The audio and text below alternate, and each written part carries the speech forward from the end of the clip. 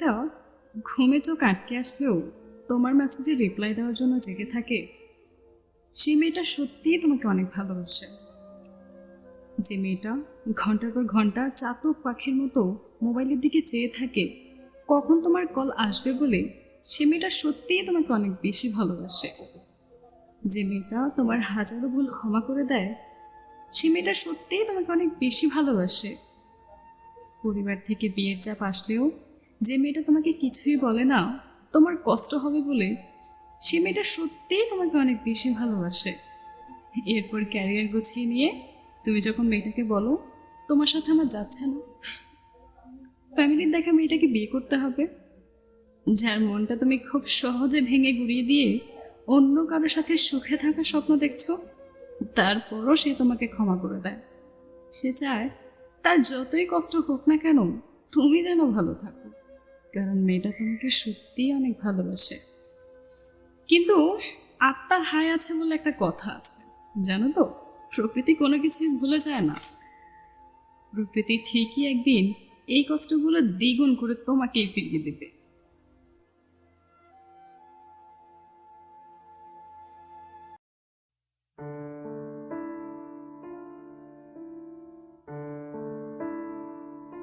আজকাল এত যান্ত্রিকতার ভিড়ে তুমি আমার রাগ বোঝো না, বোঝো না আমার মন খারাপই।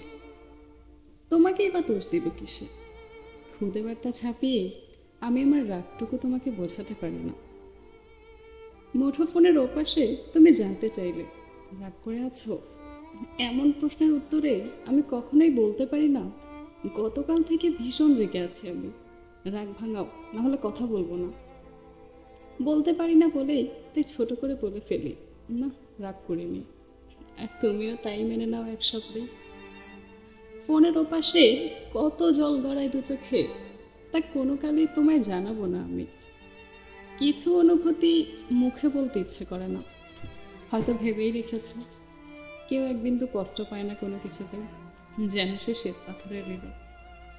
যে ঠকে যায় সে তো ঠকেই গেল, তার সব কিছু ওখানেই শেষ। আর যে ঠকায় সে প্রতিনিয়ত মানসিক যন্ত্রণাতে ভোগে, এটা ভেবে যে কখন সে নিজেই ঠকে যায়। একটা মজার ব্যাপার হলো, ঠকে যাওয়া মানুষের সান্ত্বনা হলো তাকে আর ঠকানোর কেউ নেই। আর যে ঠকালো তাকে কিন্তু ঠকানোর অনেকেই আছে। বিধাতার এক অনন্য বৈশিষ্ট্য হলো, তুমি যদি এই পৃথিবীতে খারাপ কিছু করো তার শাস্তি তুমি দুনিয়াতে নাও পেতে পারো, কিন্তু বিধাতার সৃষ্টির প্রতি যে অন্যায় করে সে একদিন ঠিকই শাস্তি পাবে। এই বৃত্তাকার পৃথিবীতে তুমি যেমনটা করবে তেমনটাই তোমার কাছে ঘুরে ফিরে চলে আসবে, আসতে বাধ্য। যদি তোমার জন্য কারো চোখের এক ফোঁটা জল পড়ে, তবে বিশ্বাস করো তোমার চোখ দিয়েও এক ফোঁটা জল না পড়ে তোমার মৃত্যু হবে না। প্রকৃতির নিয়ম একদম আলাদা। প্রকৃতি তোমাকে কখনো খালি হাতে ফেরাবে না। তুমি সব কিছু থেকে মাপ পেলেও প্রকৃতির হাত থেকে মাপ পাওয়ার কোনো রাস্তা নেই। সবার হাত থেকে তুমি মুক্তি পেলেও প্রকৃতির হাতে তুমি বন্দী, যখন তখন সে ধরে ফেলবে। আরেকটা মজার ব্যাপার হলো, যে ঠকায় সে ঠিকই জানে একদিন সেও এমনি করে ঠকে যাবে, আর যে ঠকে যায় সেও ওই দিনটির কথা মনে করবে যখন সে ঠকেছিল। তাই ঠকে গেলে আফসোস করতে নেই, আবার কাউকে ঠকিয়ে নিজেকে বাচ্চা মনে করতেও নেই, কারণ পৃথিবীতে ঠকে যাওয়া আর কাউকে ঠকানোর হিসাব কখনো অনিশ্চিত হিসাব নয়। কেউ একজন ভালোবাসি বললে সেখানে ধরা দিতে নেই। ভালোবাসা অনেক দামি জিনিস, যখন তখন যে কাউকে ভালোবাসা দিলানো যায় না, যোগ্য মানুষকেই ভালোবাসা দিতে হয়। জীবনে কোনটা মোহ আর কোনটা ভালোবাসা, এই দুটো বিষয় বুঝতে না পারলে কখনো সঠিক মানুষ চিনতে পারবে না। মানুষ কারো মোহতে একবার নয়, বারবার বহু মানুষের মোহতে আটকে যেতে পারে, কিন্তু ভালোবেসে আটকায় শুধু একবারই। মোহ একটা সময় পর কেটে যায়, কিন্তু কারো উপর একবার মায়া পড়লে তা সহজে কাটে না। মানুষ মোহতে আটকে থাকতে পারে না, কিন্তু কারো মায়ায় একবার আটকে গেলে সেখান থেকে সহজে বের হতে পারে না। জীবনে কারো মোহ হতে পারাটা সহজ, কিন্তু কারো মায়ায় আবদ্ধ হতে পারাটা অনেক কঠিন। কোনটা চোখের তৃষ্ণা আর কোনটা মনের তৃষ্ণা, এইটা বুঝতে না পারলে সবসময় ভুল মানুষই জীবনে চলে আসবে। চোখের তৃষ্ণা পরিবর্তনশীল, যার স্থায়িত্ব থাকে সামান্য কিছু সময়, কিন্তু মনের তৃষ্ণা কখনো পরিবর্তন হয় না। মনের তৃষ্ণা মিটে গেলেও তার স্থায়িত্ব থাকে আজীবন। জীবনে মানুষের ভালোবাসা পাওয়া সহজ, কিন্তু কারো ভালোবাসা হয়ে দীর্ঘদিন থাকতে পারাটা কঠিন। যে কেউ ভালোবাসি বলে দিতে পারে, কিন্তু যে কেউ ভালোবাসি বলে সেখানে স্থির হয়ে থাকতে পারে না।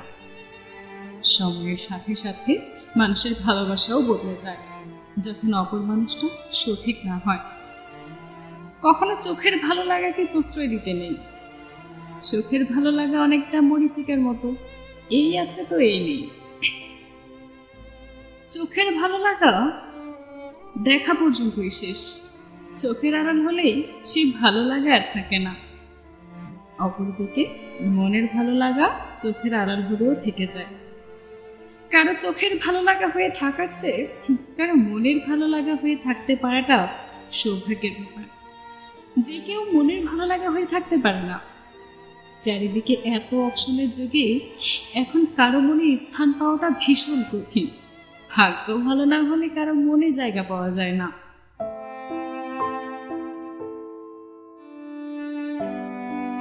যার যেটা পছন্দ না, ওই জিনিসটা করতেই কেন তাকে সবসময় জোর করা হবে? কেন পছন্দ নয় এই কথার যুক্তি কেন সবার কাছে বারবার বলতে হবে? কেউ যখন কিছুতে আগ্রহী হয় না, তখন মানুষ হিসেবে অন্যদের উচিত নয় কি তাকে সেই ব্যাপারে বারবার জোর না করা? নিজের মতামত তাদের উপর চাপিয়ে দেওয়ার পর ওই মানুষটার কি অবস্থা হয় ভেবে দেখে কেউ? কেউ যখন তার সারাদিনের ব্যস্ততার পর 1 ঘন্টা হলেও অবসর পায়, সে অবসরে তাকে তার মতোই থাকতে দেওয়া উচিত। সে অবসরে আছে বলে আপনি তার সময় নষ্ট করতে পারেন না। ভিড়ের মধ্য থেকে কেউ আলাদা হয়ে কোথাও একটু সময় কাটালে সে ভিড়ের মধ্যে আবার টেনে নেওয়ার অধিকার আপনার নেই। সবার জীবনেই তার সময় খুবই মূল্যবান। কেউ যদি তার জীবনের 20 মিনিটও আপনাকে নিজ ইচ্ছেতে আপনার পেছনে ব্যয় করে, তাহলে আপনার তার প্রতি কৃতজ্ঞ থাকা উচিত। যারা সবকিছুর ভালো চাই, শান্তি চাই, দিন শেষে সেও চাই তাকে অন্যরা বুঝুক। যেমন করে সে সবার সুবিধা অসুবিধা বোঝার চেষ্টা করে, তেমনই করে সেও চায় অন্যরা তাকে বুঝুক। যখন মানুষটি আপনাদের সব কিছু মূল্যায়ন করে দিন শেষে নিজের জন্য কিছু পায় না, তখন আপনাদের কারণেই তার মনে তিক্ততা আর অশান্তি আসা